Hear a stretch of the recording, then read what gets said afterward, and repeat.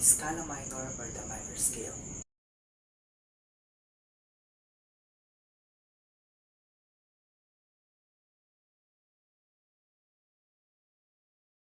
So, let's move on to the three types of the scala minor or the minor scale.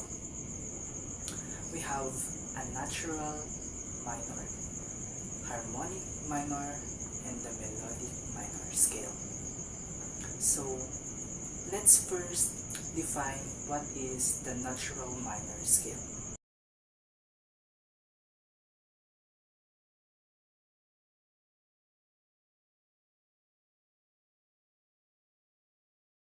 So, let's construct the A natural minor scale.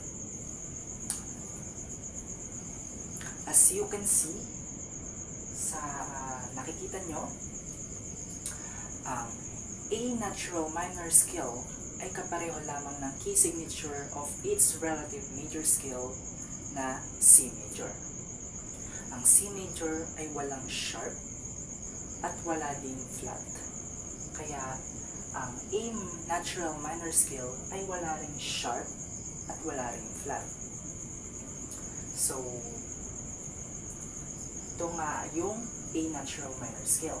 We have the letter A, B, C, D, E, F, G, and A. So, kung babanggitin naman natin yung kanyang pitch names is we have La, Si, Do, Re, Mi, Fa, So, La. Ang natural minor scale is kapareho lamang ng key signature ng kanilang mga relative major scale. So, let's move on to the next type of the minor scale. We have the harmonic minor scale. What is harmonic minor scale?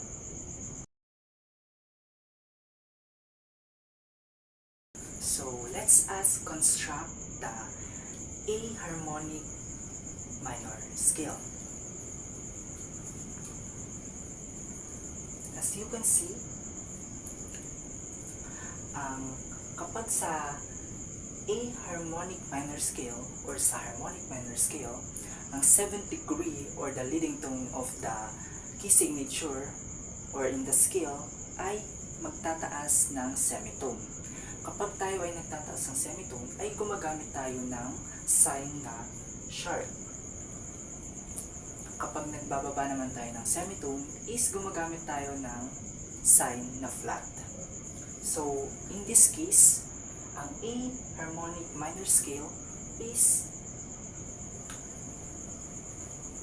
A, B, C, D, E, F, G sharp, and A. Kung babasahin naman natin siya gamit ang pitch name is ganun pa rin. We have La, Si, Do, Re, Mi, Fa, Sol, La.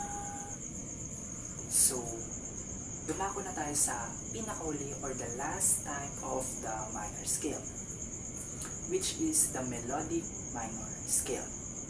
So, ano nga ba yung melodic minor scale?